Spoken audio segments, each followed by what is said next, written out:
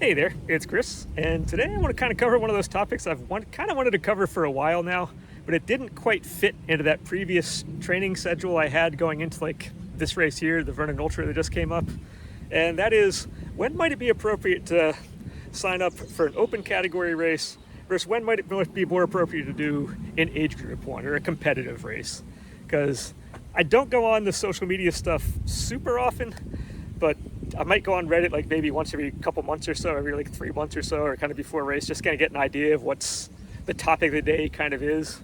And one of those I've kind of seen pop up over the years every now and again is people just aren't sure whether they want to make the leap into a competitive race or whether they stay whether they stay open and stay there kind of going through until they can get into a point where they can move competitive. And I just kind of want to go over, when might it be appropriate to do this? So the first way to think about this is if you're going into a Spartan race, if you're going to a Spartan event, there are really two ways you can visualize one of these things going on.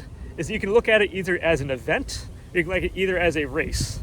And the best way to think of it as an event is if you're going to be going in a group or whatnot, that's usually going to be an indication you're going to treat this as an event. You're going to go with friends, you're going to go with family, you might have a bunch of people out there. That's going to be the scenario you're typically going to imagine people going into an open category. You want to have a good time. You're not going there for a specific time. You're only going to be as fast as everybody else in the group going through. You want to encourage people over the obstacles, going up the hills and all that. So you got to make that into more of an event type atmosphere. It's going to be a fun time. And that's generally, when you got to do an open category race. But what if you're going solo? If you're going solo, that might change things a little bit. Now you can kind of go between an event situation or a race situation. And although you're still looking for people kind of talking on the trails, you're getting involved in all that, if you're going into competitive kind of mindset, going to competitive starting times, you still do get that whole social aspect even by yourself. Yes, I've been towards the upper echelons and the backsides of competitive races. I've had good races, I've had bad races, I've seen both ends of it. And as you go into the faster realm, yes, a lot of the talking kind of works its way out of the system and tends to be more kind of business, just kind of go through. You're in a groove, you want to go. But as you start moving back towards kind of maybe middle ground or kind of back in there, there's a lot of talking that goes on in these races. As you're going up the hills, as you're going through obstacles, people are chatting back and forth. You're meeting people on the course. You still get that social aspect. So there's no hard rule that says you're not allowed to talk to people. You're not allowed to help or be helped by people. You have to do the penalty loop stuff, but there's nothing against talking to people around you, having a good time, meeting new people on the course. So that will still happen whether you do a competitive or an open. It's part of the program on that. So if you want to go just for a social aspect by yourself, that's not really going to be your determining factor, most likely. That said, you're probably thinking more competitive race is, I want to get a good time on this. Everyone around here is going to be racing to go a good time. And I'm going to put pressure myself to be better than if I had done an open race. And again, that's not necessarily the case in that people are going to sign up for the competitive races for a number of different reasons. It's not necessarily going to be the same reason you're going to sign up for it for. So what typically happens is you're going to have the elites are going to go off first thing in the morning on whatever distance, whatever thing we're going to do. After them, the age group competitive is going to go off. And then at the end, you're going to have the opens are going to go from there until the course closes at the end. So you're going to have people sign up for competitive races just because it's early in the morning. No, Prominent is going to be a big one for this coming up in that, if you don't want to be outside when it's like 95, 100 degrees, whatever it's going to be in the middle of July doing this race, you're going to want a time that starts as early as physically possible. So a lot of people are going to be signing up for the competitor group just because we start off at like 7:15, 7:30 in the morning, and we're going to be done by like 9, 10 o'clock, whatever in the morning before it gets stupid hot outside. You're going to have people sign up, especially on ultras, something like this, something like Killington for sure. You have people sign up for the competitive group, if only because you start earlier, which gives you more time to finish the course. You may know you're not competitive, but you're going to do a competitive starting time just because it gives you more time to do this. So you're not necessarily going to have people doing these things for the same reason you might do. You might think, everyone's doing it for speed.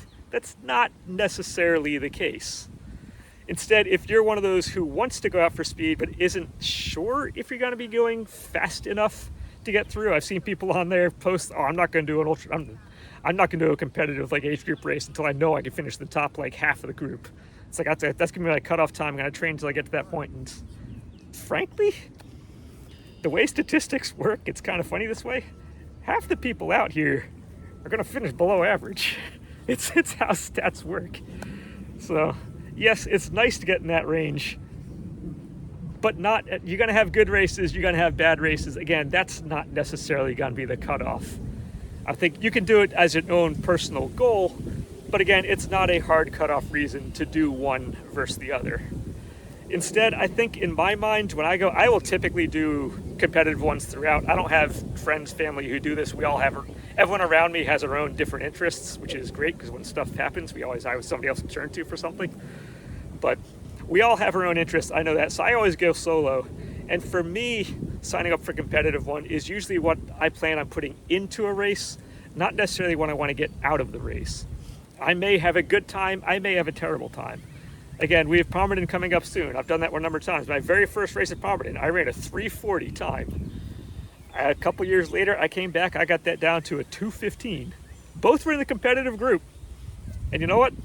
Nobody cares that I got a 3:40 time. You are the only one who's going to care about your time. I know it sounds really bad. You are going to be the only one who cares about the time you get at the end of this course. So I wouldn't sign up for a competitive one because you want to get a good time out of it. Instead, I sign up for competitive ones for the mindset I have going in. And that's going to be the difference of mindset between, I'm going to say, working out and training, if you've ever thought of it in that way before. So for me, working out is when I'm free, I'll go out, I'll go for a run. I might do my push-ups, pull-ups, farmers carries, and dead hangs. If you saw me in the Ultra one, I've stressed those 4 all the time. I forgot to put it in my last segment I put in. Yeah, I'm going to stress that one. So I might do those whenever I feel good. If I'm having like a hard day at work and I go out there, it's like, I don't feel like doing it today. So that's the workout mindset. That's the mindset I'm going to use if I want to go out and do like an open. If I sign up for competitive, I'm going to go more a training mindset. And I'm going to say, okay, 3 to 4 times a week on these specific days, whether I feel like garbage at work or not, I'm still going to go out and do a workout afterwards. I'm going to put in a more dedicated effort to then just see what I can do. And if I have a good race, that's awesome. If I don't, it's what happens in the end. But that's kind of at least my breakdown when I go through. But again, I know there are other people in the starting line who are going to have very different goals going through. There are no hard plans on when to do one versus the other. Whichever one you choose to do, just kind of commit to it. If you want to go in there and have a group and have a good time, make sure you have a good time. Make sure, stress that. Make sure you do what's necessary to have a good time on that. Cheer people on, have fun, meet people on the course, bond with the people you're with. If you're going the competitive part and you want to go and you want to actually put that dedicated work into, you may go gung-ho race mode like right off the starting line. But if you realize you're having a bad day and it's just kind of like it drains down, or you start having people talking around, start like being communicative kind of around you, it's okay to join in with that too. You kind of just feel how you are as the race starts. Usually in like the first quarter mile or so, you know how the race is going to go for you. It's funny how that works. You do figure it out real quick. And just kind of play by ear from that. If you want to treat this as a race, go, feel free. If it's not working for you that day, you can still trail off and have a good time with the guys around you, meet people around, and just bond that way. But either way, no, don't be forced to thinking that you have to do one or the other.